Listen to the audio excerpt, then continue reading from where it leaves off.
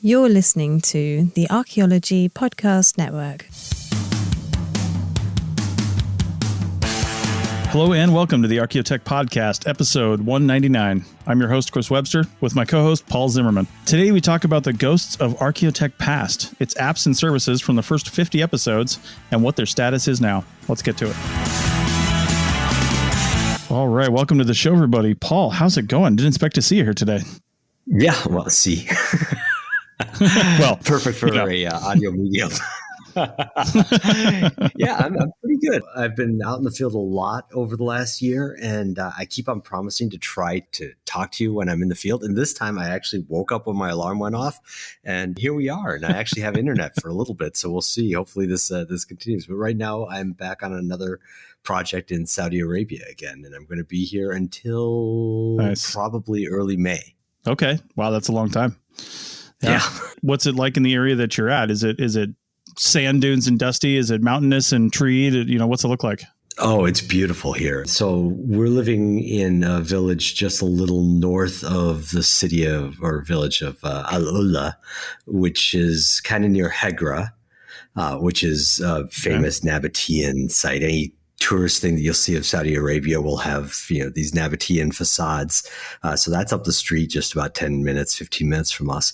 And then we have another very important site called Dedan that's just down the road. We drive past it on our way to work. And it's these sandstone cliff mountain craggy things with beautiful palm groves. And it's stunning where I'm at. I'm really lucky to be here. Nice. Yeah, and the archaeology is kind of cool too.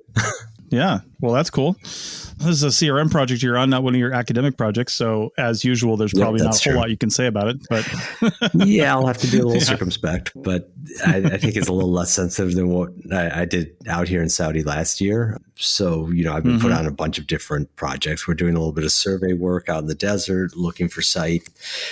And as of yesterday, I'm going to be doing some monitoring in the village here in the old city, and because it's Ramadan, it's going to start going to a night schedule. So going to be looking at some burials, and just a few of us. So I've been joking that it's the skeleton crew working the graveyard shift doing burials. Because I couldn't pack any more dad jokes into one thing. Wow. So where are you at, Chris?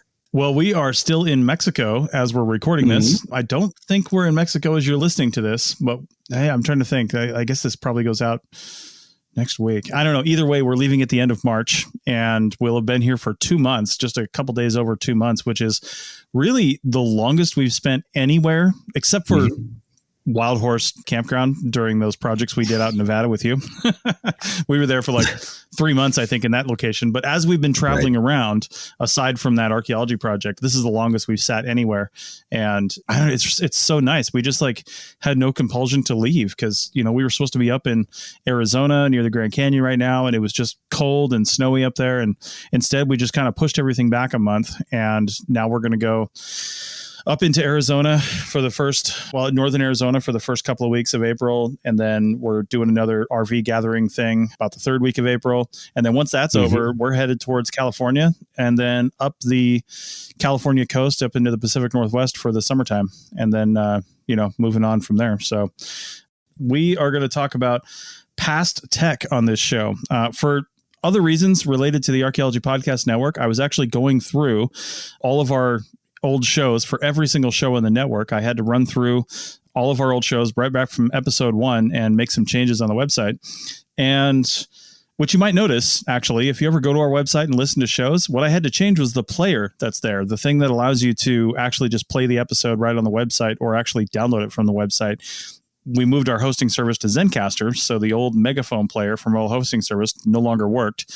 And I had to remove that from about 2,500 shows. And then add the new Zencastr player to all the shows. And along the way, took a look at some stuff. And I thought it would be fun to do an episode using just the first 50 episodes of ArchaeoTech. That's where we stopped. So we're not singling these companies out. This is literally any company or app or thing that was the major focus of the episode from the first 50 episodes of ArchaeoTech. Now, if some of you go back and listen to these, because we do have links to all this stuff in the show notes, some of the really early ones, possibly even the first one we talk about here. I don't think so, though. I think that's when I took over. The first few episodes had different hosts, and then they kind of bailed on it.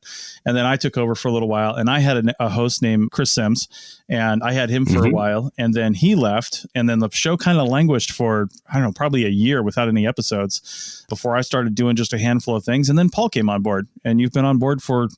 It's got to be at least 150 episodes. I don't know. It's been a while. Yeah, I was looking back. I can't recall when I started. I think it was in the 60s or 80s, somewhere in that range. So all of these ones predate me.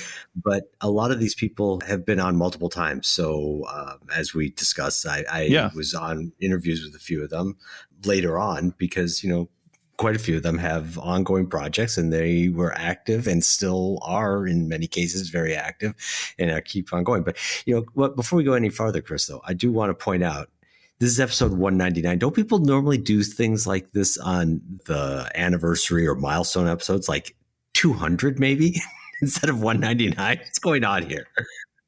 You know, I have been so bad in the whole history of the Archaeology Podcast Network about like celebrating episode number milestones. I really want to do stuff, you know, like in episode 200, this would be a good episode 200. You're totally right. Instead, we're going to talk about, you know, basically dogs and person sniffing dogs, cadaver dogs and things like that. We're bringing on Paul Martin, who was mentioned, I believe, in one of our past episodes where we were talking about a CRM project down in the South where they were looking for some stuff, some bridge foundations, and they actually thought they had a burials there, and they brought in these cadaver dogs, and Paul Martin was one of the ones that was brought in to manage that. So we're going to talk to him directly on the show. But, you know, I would like to do some of this other stuff. We've got some big changes coming with the APN, and it might allow us to staff up a little bit within the next year or two and give us a little more freedom to be able to, you know, have the time to really put some of these episodes together, because I'll tell you what, it is a lot of work because you have to figure out what you're going to put in, like a compilation episode, what you're going to talk about. And if you're pulling any clips, you got to go back and find those and cut them and put them in the new one. Oh, it's just it is a mountain of work. So yeah, I want to do it, but we're going to have to wait. Okay, so we're just going to talk about some of these for the bulk of the episode, and let's get into it. Again, we're not picking on any of these. This is literally just any website, software, or service that we talked about in the first 50 episodes. Everything else is probably news articles or papers or journal articles or something like that. So the first one is Open Context. And some people may have heard of Open Context. I mean, I think it started well before we started talking about it on this episode, which was episode 6 of the ArchaeoTech podcast. And this episode actually dates from February 9th, 2015. That's when we interviewed Eric Kanza of Open Context, one of the founders. Him and his wife and a few other people were the founders of this, and they're still the people who are primarily running it. So what do you know about Open Context, Paul? You know, I remember finding out about it back probably when I was writing my dissertation, or maybe shortly after. So that would have been, my dissertation was 2008. So, you know, it's been a long time, 15 plus years now. And the Kanzas I know are very active in a lot of different things related to archaeological data, as they should be, because they are legitimately experts in it. And, you know, their regular articles by them still come out.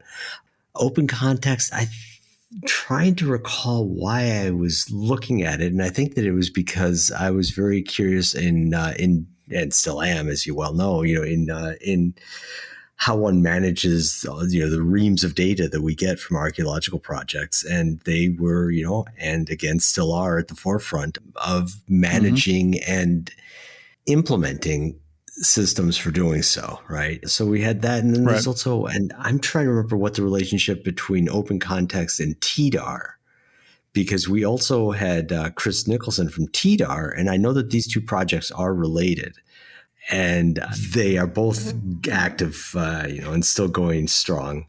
And Chris Nicholson, I interact with occasionally, or did, I think, when I was on Twitter before the Elon Musk-ification of it all. Right. How about you? How did you end up reaching out to them for that? You know, I think I met Eric at a conference because he knew Michael sense. Ashley, who I knew at the time. Yes. Yeah. And we'll talk about codifying a little bit, but I'm pretty sure, I either talked to him at a conference or something like that. It was an SAA or something like that, and just started talking and ended up getting him on for an interview. So I remember Eric, Eric Kanza.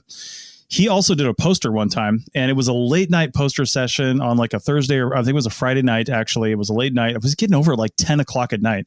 And I even want to say was this the Hawaii essays? I can't remember which one it was, but it was, late at night, and a bunch of us were standing there talking to him and actually just kind of talking to each other, and we were getting kicked out of the poster room because they were closing it up, and everybody else had pretty much left, but we're all just sitting there chatting about tech and stuff like that. And his poster was still sitting on the poster wall, on like the cork board or whatever that they roll in to hang the posters on. And he just, like, while talking, pulled the pins out of his poster, and it turns out it was a piece of cloth, and he just bunched it up and stuffed it in his bag. Talking about that. His shoulder bag. It still is like one of my primary memories of Eric, and it was just like, what? And everybody was like, what the hell is this? You don't have a big tube? And no, he had it printed on like high quality fabric, and it was just genius. So anyway, yeah, and I ended up meeting up with him at Berkeley, I think, too, and had lunch with him when I was over there for whatever reason one time. And he's just a really cool guy, and that's where him and Sarah live. His wife is over in Berkeley. At least they used to. I don't know. That was years ago. But anyway, yeah, this is really cool. And I don't know if they're related to TDAR, but I do know they are related to DINA, which is the Digital Index of North American Archaeology. Yeah. You know what? I think that I asked Chris Nicholson what the relationship was, and he said that they didn't do the exact same thing, so that they were actually complementary, that they were friends, that they discussed things a lot. But my first experience with open context, I remember now, I was looking online and I saw it, and I found that one of the earliest things that was uploaded to it was data from the site of Petra in Jordan, which I had worked on. So I had this early kind of unexpected connection with it. Nice. Yeah. When I was doing research for this episode, I played around on there a little bit. You can just like look at their map and start zooming in and zoom all the way down, and it's searchable too, but you can just kind of play around and zoom in and look at stuff. And again, these are all, well, like it says, these are all typically open access type of things that, you can know. It doesn't tell you exactly where things are. They scrub coordinates, and they have a really big grid square that says it's somewhere here, and it's big enough that you're never going to find it. So, anything identifying, they really take out. But it is really cool that, there's drawings and photographs and, notes and whatever people have submitted to this, and they've got it in a really searchable database. And one of the things they've done is they're really, really concerned with getting the language right, coming up with common terms for things and making sure that that's consistent across the entire platform. They don't let just anybody upload data here.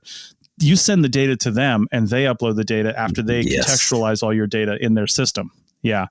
And that's incredibly important. So makes it very easy. And I just found the Petra Great Temple excavations on their site. So I know that's still there. And nice. I haven't dug into the actual data that they have here, but I see that the project is there. So my faulty memory is maybe a little less faulty than I thought. Nice. All right. Well, this next one might take a minute to discuss. So I think let's go ahead and take a break, and we'll start that one on the other side. Back in a minute.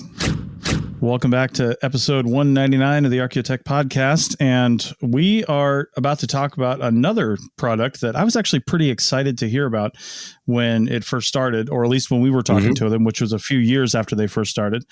And it's called FAMES. And man, I'll have to look on here and see what this actually, it now stands for Field Acquired Information Management Systems. I swear, I think they came up with that because they wanted to keep the name of FAMES, because they had branding for that, because I'm pretty sure it used to mean something like Federated Archaeological something or other, because it was designed specifically for archaeology by archaeologists back when it was first started in Australia, no less.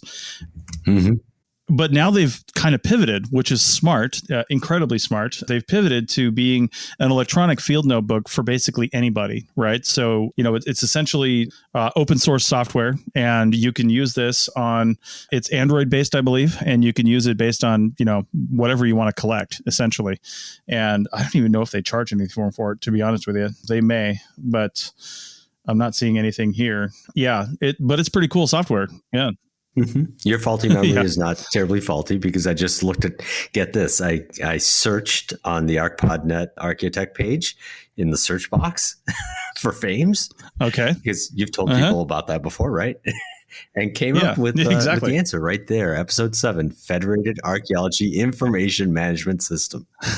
There you go. There you go. So they did want to use the same acronym. They just came up with different words for it.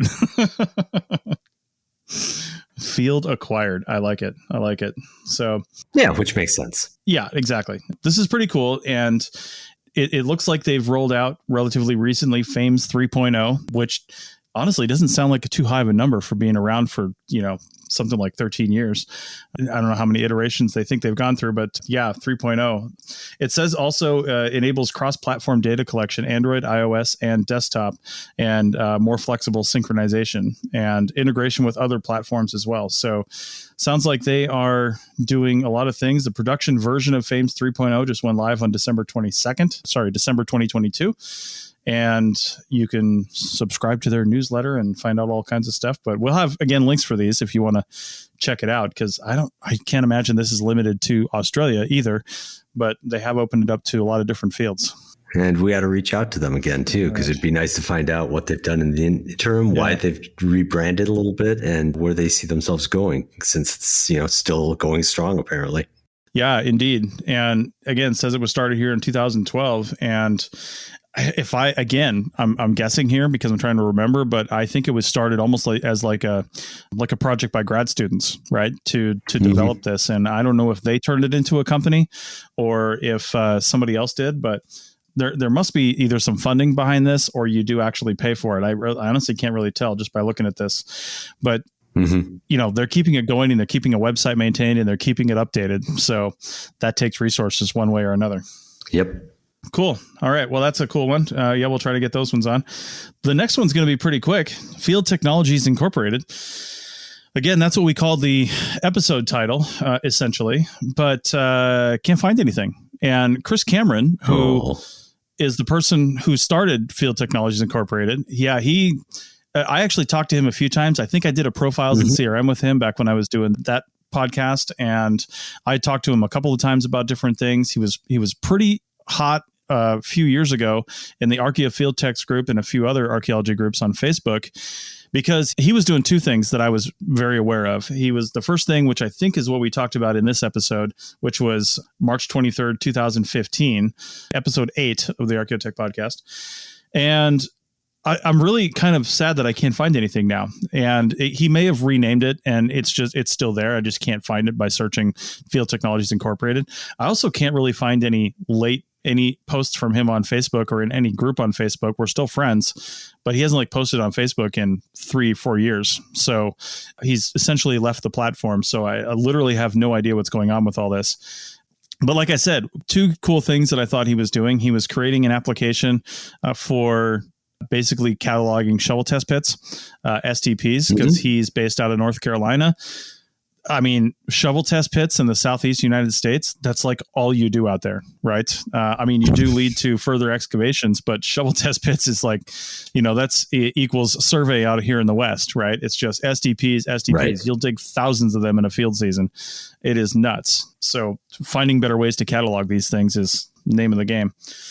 And then he was also trying to develop basically a machine learning AI tool for identifying projectile points, where essentially you'd take a picture of a projectile point and it would tell you all about it. And he was asking people for pictures of points so he could put it into this machine learning system and have it learn those known points. Do you remember seeing anything about that? I remember hearing about that on the podcast. I remember that episode, and I remember you've mentioned it a number of times because it was really cool. It was kind of building off of the same thing that we now have. I'm trying to remember who's behind it, but the different plant identifier apps, right? So yeah, you take a picture. Yeah, Leaf Snap was one of them I saw. It tells you, yes, that's one. That was the big one, but there have been dozens of these sorts of things, probably bird ones, but definitely a lot of plant ones, identifying flowers and leaves and such. And so he was trying to do that for, like you said, for lithics, which makes a lot of sense. I mean, for if you've got the entire form, but Yeah, I haven't heard anything since. Well, let's talk about that technically. He may have stopped doing that project because it might not be technically possible to solidly 100%, or at least with a high degree of confidence, identify a projectile point. I've often thought about this because I've worked in, as you have at this point now, even just in the last few years of doing CRM, you've worked in a number of different places in the country, from West Coast to East Coast at this point. I've worked in at least 18 different states, seen projectile points in every single one of them. And I'll tell you what, everybody has their own regional names and terminologies for these things, but there's not a whole lot of ways to make a projectile point, right? I mean, you've got your side notches and your corner notches. You've got different lengths, widths, thicknesses, base shapes, and things like that. But like a certain point name over in the West in California, you might have that exact same shape of point over in South Carolina.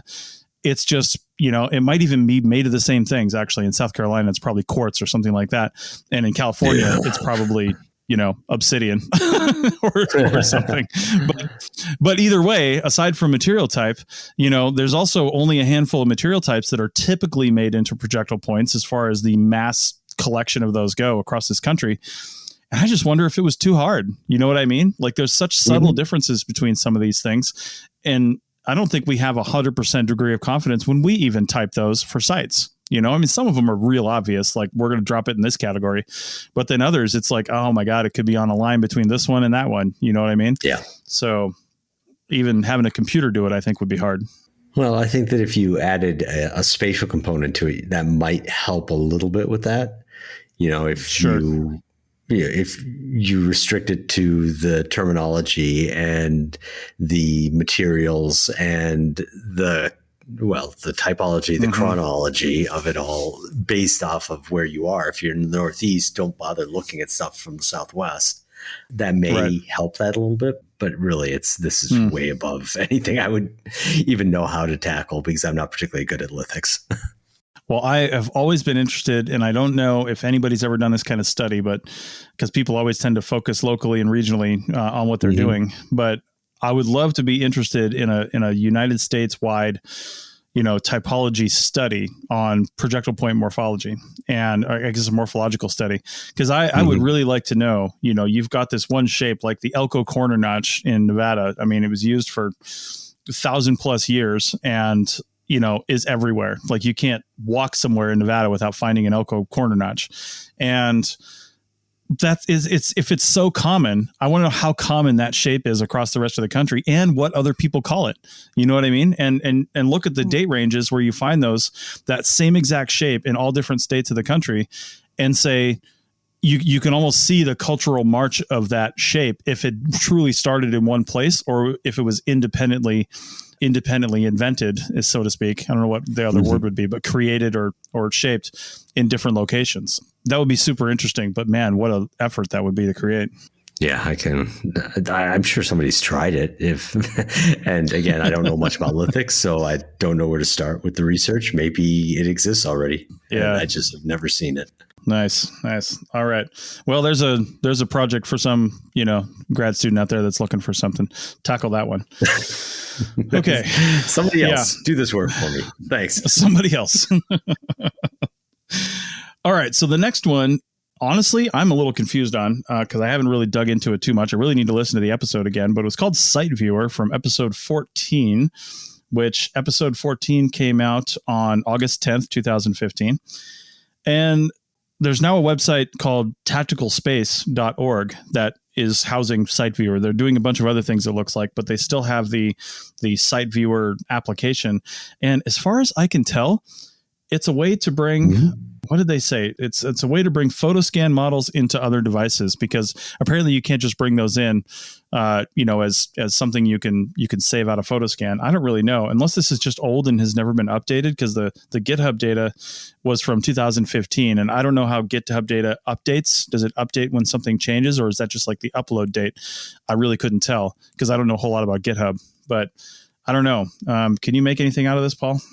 Yeah, so no, I really don't know what's going on with that. Also, it seems like a problem that is an old problem, not a now problem of seeing 3D models and such in your iPad or whatever, because there are lots of different ways to do that now.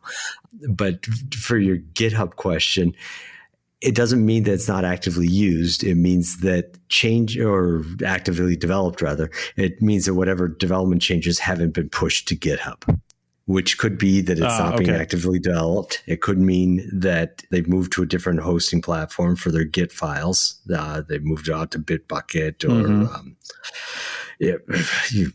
I can't think of the other big one right at the moment. But it doesn't mean that it's dead. But that said, it probably does mean that it's dead, the development of it.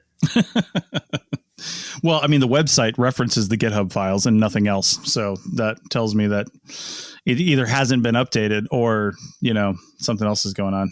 Yeah, maybe it's in deep freeze. Might be. All right. Well, we've got a few more things to talk about. So let's take our final break and come back and do that on segment 3. Back in a minute. This message comes from our sponsor, Teladoc Health. There are lots of reasons for wanting to be healthy. Family, work, living a fuller life. Teladoc Health understands. Whether you have diabetes, high blood pressure, or just need to manage your weight, Teladoc Health can help. Visit teladochealth.com/what'syourwhy for more information. That's TELADOC health/what'syourwhy. The Labor Day weekend sale is on at Tanger Outlets. Score up to 70% off at top brands like Nike Factory Store, Crocs, J. Crew Factory, Gap Outlet, and so many more. Refresh your wardrobe with the latest arrivals for less from all your favorite brands this Labor Day weekend. Tanger Outlets, always on trend, always on sale. Plan your trip at tanger.com. Welcome back to the ArchaeoTech podcast. We're talking about past tech from the first 50 episodes of the ArchaeoTech podcast. And the next thing we're going to talk about is Codify. We have mentioned Codify a lot of times on this show. A lot. Yeah. I mean, they were and probably still are. I don't know. It's difficult to say what's going on with the company now, but just a little bit of history and full disclosure too. So I first heard about Codify again at a conference, an SAA conference, when I saw Michael Ashley giving a talk about Codify and some of the things that they were doing. And at the time, Codify was basically, it was FileMaker based because he's a high-end FileMaker developer. I mean, Michael Ashley is a FileMaker whiz. I mean, if they have something called a master FileMaker developer, he would be it if he's not already, right? I mean, he just, he's a wizard with that kind of thing. Yeah. And so, I talked to him and I was doing a project up north, Clear Lake, I think it was in California. And rather than, I think, going home one weekend, because I was Monday through Friday and I was like driving back to Reno some weekends rather than just staying there, I drove down to San Rafael where his offices were, which is just on the other side of the Golden Gate Bridge from San Francisco. And we met up at his offices and did a podcast interview. There's a couple people working there. It was called codify.org at the time. It's now codify.com.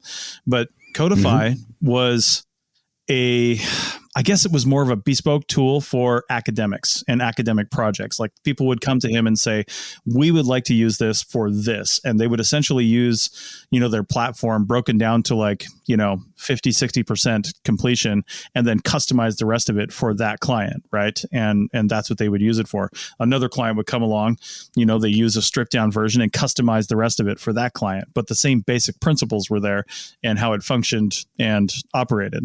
But there was a bunch of people working there, at least probably 10 employees. They were doing really well, doing all kinds of things. And I remember saying when the podcast interview was over, why aren't you guys doing this for CRM? Because you could basically standardize everything for certain states, not have to do bespoke projects anymore, and then just sell it. So that actually sparked off Codify as a separate company, because I can't remember what Codify was actually under. It was a sub-company of another one that he had, and I can't remember what it was called. It'll probably come to me, but either way, Codify, he spun off as a separate company in order to effectively do that. And I joined him kind of as a consultant. And basically we had lots of discussions about CRM, particularly the California DPRs, which are their site forms, and then the Nevada IMAX forms. The California DPR one was the big one that we started with. And, really developing Codify for that. And we developed it for a while. And at some point we ended up parting ways, just had some differences on the platform and things like that. And if you ever want to know that, just, we can have a beer at a conference or something and I'll tell you all about it. But if I haven't already mentioned all that on this show already. Anyway, at some point they were purchased a few years ago by Paleo West, which again, there's another story back there that I could tell you all about, but they were purchased by Paleo West. And then just recently, it was actually on Michael's LinkedIn profile, I saw it, they've taken it out of Paleo West. So I don't know if he bought it back from them or if they just parted ways or whatever happened, but now Codify is independent again. So I don't know exactly what's going on. They still have a website, codify.com. There's a contact form on here. So that presumably goes to Michael or somebody, but there's not really a lot of information about how you can use it right now and what you do what you get if you contact them. So I'm not 100% certain what's happening there. Do you have any more insight on that, Paul? No more insight. It's curious to me because I met him, Michael, that is, I met him last summer on the project I was working on in Saudi. Great guy. Yeah. Had very interesting conversations with him. Really knows his tech, really thoughtful, intelligent. Yeah. Dedicated to this. So dedicated to this. He's got a big Codify tattoo on his arm, the logo. Oh yeah. I remember when he got that. Yeah. So he's all in. And then I just found out about the, I don't know what the right term is. Spun off from, released from a parting of ways of some kind. And I haven't really bothered to dig in because I hope that it's all amicable and was a good thing for all parties, because that kind of strife really I have troubles dealing with. So I'm hoping there was just, they saw an opportunity and everybody said, yes, this is the right way forward for everybody. And he's off building up his company to continue in the direction that he needs it to go. Yeah, we used the software and it worked totally fine for me. I thought it was a good idea. It was, I have no complaints about it. I don't know what else to add though. Yeah. That's the interesting thing is, we're not really sure what happened or what you can do with Codify. But again, I can tell you there is a website. There's a connect box. So you can email whomever is on the other end of that line and say, hey, I'm interested in this. And, talk to them about it, see what's going on. So if we had more information, I would probably give you more information, but we don't. This next one's pretty cool, and I'm so happy to see where this has gone. But on episode 25, and that was back in March 7th, 2016, we interviewed, that was probably me and Chris Sims, interviewed Dr. Dan Bigman. I first met Dan when I was in grad school at the University of Georgia in Athens in 2009, 2010. And in fact, I remember meeting him a number of times in the laboratory of anthropology that we had there. And then also, I think him and his wife, they used to have like parties and stuff. And I remember going over there for like a Christmas party or something where I think is the first time I made my eggnog that I've made literally every year since then. I found this one recipe that's just amazing. And it's highly asked for when whoever's had it before. And it's not my recipe. I found it at some point and just started making it every single year since then. So, but yeah, Dan is a super cool guy, very high energy. He's just like, hopping all over the place. Yeah. I mean, it seems like he's just like wound super tight, but he is so smart with all this remote sensing and geophysical stuff. And his company started as, it's Bigman Geophysical, and his company started as, really just doing GPR for other people, right? So he bought the equipment and he was doing GPR for other people, ground penetrating radar, and then started teaching people how to use their own equipment and doing on-site classes, putting together YouTube videos, and really being proactive in telling people, how to maximize their use out of these things that they may or may not know how to use. And again, started just doing it for people and being contracted out. And at some point they obviously got into other geophysical methods and then was teaching people how to use those. They rent equipment. And now you look at their website and there's just about nothing in that like remote sensing space that they don't do, they do pretty much everything. And what I love about him is he's really focused on empowering people to do this and teaching them about it. And it's not just a company that's going out there and doing these things. They're really teaching people how to do it. Yeah, no, I'm on his company's mailing list, and they, I regularly get emails about different classes and workshops that they're giving. It seems like it's mostly targeted now towards civil engineers, that sort of thing. But obviously, if you're learning how to do GPR and analyze the data for a civil engineering firm, you could take that same stock of knowledge and apply it for archaeology too. So, there's still value for archaeologists, though I think he's focused on, people with deeper pockets. Well, and honestly, because we've interviewed him a couple of times at least, and that's one of the ones you were on, Paul. It was just a few years ago. And I remember talking to him about that because he was like, he said it in the nicest way possible, but the building a business and having employees and trying to make payroll, the work is just not there in archaeology. There's just not enough of it, right, to keep this make this sustainable. So they started looking out of archaeology, and one of the things I remember him mentioning was using GPR to find like pipes and utility lines and stuff like that underneath roads and other things where they're going to dig or do something. They need to know where everything is, and just doing that and teaching people how to do that and things like that. So yeah, it totally made sense that they went out of archaeology and started broadening their horizons in order to build the company, because you almost have to. All right, well, that's a cool one. Again, Bigman Geo, link is in the show notes. Go check it out. And he's got a link actually in there. One more thing I'll mention here, he's got a link for the podcast. I clicked on that and I was going, are you really started a podcast? But he's kind of using podcast incorrectly, because it goes to a YouTube channel and it doesn't look like they've posted over there in a little while, but he was doing some really cool things, talking to different people. I think they called it the GPR hot seat or something like that. And it was kind of a cool little series of YouTube videos. So go check that out. And they probably have some other stuff over there as well. Again, really focused on teaching and learning. Okay. So this last one we're going to talk about, these guys have gone through a number of changes, and it's Lithodomos VR. And they don't even really call themselves Lithodomos VR anymore. It's just lithodomos.com now. And because it's not necessarily VR anymore, which is the other interesting thing. This is another Australia-based company. SiteViewer was Australia. Fames was Australia. And I don't know what's going on down there, but they're really tech forward, and I love it. But don't you so work for an Australian company? What is it? I do. A tech company. I don't know. It's kind of crazy, right? When I first heard about Lithodomos VR, I can't actually remember how I came in contact with Simon, who is the founder of Lithodomos VR. Somehow we were put together and we did an interview. And again, that was episode 45, aired on January 26th, 2017. And the company was really at its infancy at that point. He was a newly minted PhD, if I remember right, and was kicking this off because it was based on something he did in his dissertation in how to view these famous, they were starting with like Roman sites and things like that, the big hitters. And I remember it was really based around like the Google Cardboard, if you remember that. And I don't even know if you can still get a Google Cardboard, but they'll ship you one for like $12. I got one free at a Google event in Reno. And it's this flat thing. You fold it out into like an old Viewmaster type of deal, and you put your iPhone in it or your Android phone. You fire up their app and it's got the stereoscopic vision, and there's a little button on the Google Cardboard that actually triggers, like, I think it's your volume up button or something like that, depending on how your phone is laid out.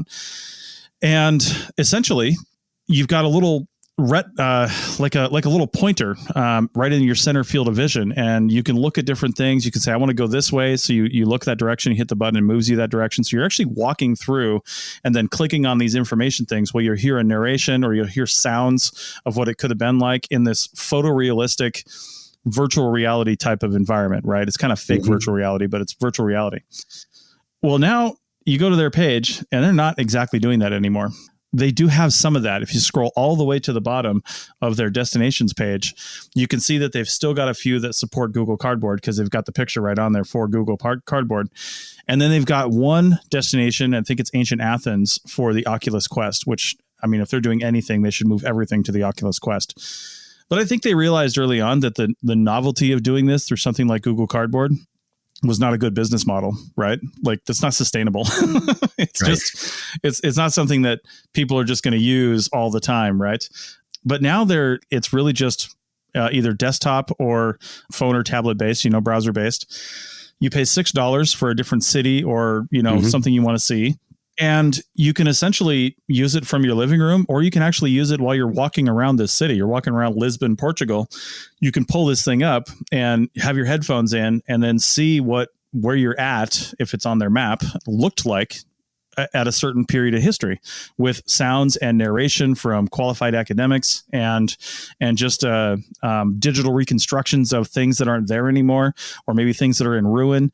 And it actually looks pretty cool. And I want to really kind of plan some travel around some of this stuff. It's all in, none of it's in the United States. It's all over in like Europe and the Middle East and around there. Yeah. But I don't know. I want to check some of this out. Yeah, no, we had them back on again for episode 108. So I wasn't here for the episode 45, but I was for 108. And as it so happened, they were coming to New York shortly after the interview. And the school that I was working at was using those cardboards. We did start with the cardboard ones, but we moved on to plastic ones later on. And eventually, I think they got some Oculuses. I'm not sure. That happened toward the end of my time there. But because these guys were in town, they came and they had a meeting with some of the guys from my department about designing content specifically for use in the school. And what they were really showing off, what they were showcasing at the time, was a whole workflow that went, so they could quickly and efficiently, and I got to say beautifully, do these renderings with a pedagogical aim and component to them, which melded really well with what we were using VR for in the school environment, in K through 12, mostly middle school, high school, but also I think the lower school was using them some too. I don't know that we ended up hiring them for any particular project, but there was some active discussions and some back and forth going on about what they could do, what Lithodomos could do that the school was willing to pay for. And the school was definitely looking at it because, like I said, it was good quality content, and it was not just the beautiful renderings, but also, end-to-end package. And having talked to them, I really believed what he was telling me about the workflow that they had specialists at each stage, so they could, bring a project in, as an idea and pop it out the other end as a fully formed, fully executed, well-designed, final product of a VR, not just rendering, because there were animations going on during these, but, a little more like a video game kind of context, but with a lot, again, with a learning component, with a lot of annotations and, a guided sense about how one would move through a space, through a city, to see what you could see. Yeah. And that's what I love about it. There's a lot of attention to detail and a lot of historical accuracy that they're trying to go for. Yeah. And that's really cool. So yeah, definitely. Well, definitely check it out. I remember when I was looking at this website earlier today to just kind of refresh some of my research on this, I ended up on a page that actually had all their destinations with a price listed on there. And I'm in English, and the price was listed in US. Well, it said dollars. I actually don't know if that was US dollars or Australian dollars, but it said $6, which it's relatively close right now. So $6 per US destination. Dollars or dollar and then dues. At the bottom. Yeah, exactly. Yeah, exactly. That's the Australian dollar, right? Exactly. Yeah, totally. But now I can't find that page. Oh. I don't know what pathway took me to that page, but now I can't find it. But if you do click on their destinations page, you can actually sample some of these things. And it's actually kind of cool the way that they did the web page too, because your mouse, as you're navigating the page, is actually moving the background behind it in conjunction with the mouse, which is really kind of neat. I've never seen a web page do that before. Anyway, super cool company. Definitely support them. Full disclosure, they did sponsor some ads or they had some ads on the Archaeology Podcast Network, I think a couple of times when they were really trying to do some heavy promotion. So I really appreciated that. Yeah, I'm glad to see they're still up and running. And I really want to go somewhere where I can use one of their destinations and use it in real time. But of course, I might just try one of these from the comfort of my own couch or try to find that Oculus app. I'm going to go in there and check that out. So, all right. Anything else, Paul? No, I mean, again, this was all stuff from before my time, but it's also a lot of the stuff that got me first listening to this podcast and other podcasts on the network, and then eventually, becoming the co-host on this one. It was hearing all these discussions and these interviews with people that had neat ideas and were actually trying to execute them, and I was filled with jealousy listening to these so often back then because I was doing something that was out of archaeology, and if I could just just do my tech stuff in archaeology. It'd be so cool. Well, I'm glad somebody else is doing it. And hey, now, back in it. And I'm glad that a lot of them are still going strong.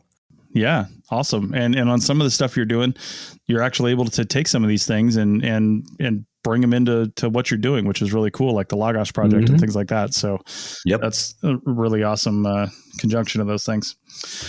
Okay, well, at some point in the future, I can't tell you when, I specifically stopped looking at 50 episodes because we'd already had enough, and I might just do other chunks because we've got, 4 chunks of 50 episodes now, and I'd love to go through some of those others. Oh, my goodness. See where they're at. I know, getting really close to episode 200, so... All right. Well, with that, we will see you guys later. I don't know if Paul's going to have the internet or the schedule to make it next time with our interview with Paul Martin, but hopefully he can. Otherwise, it might just be me and Paul. Paul Martin, I should say, not Paul Zimmerman. And we will do that. Maybe but otherwise, good luck in Saudi, Paul. Confusion. Thanks. Yeah, totally. All right. We'll see everybody next time. Bye.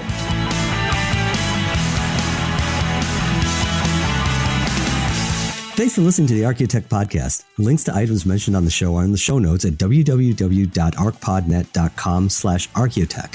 Contact us at chris@archaeologypodcastnetwork.com and paul@lugal.com. Support the show by becoming a member at arcpodnet.com/members. The music is a song called Off Road and is license free from Apple. Thanks for listening. This episode was produced by Chris Webster from his RV traveling the United States, Tristan Boyle in Scotland, DigTech LLC, Culturo Media, and the Archaeology Podcast Network, and was edited by Chris Webster. This has been a presentation of the Archaeology Podcast Network. Visit us on the web for show notes and other podcasts at www.archpodnet.com. Contact us at chris@archaeologypodcastnetwork.com.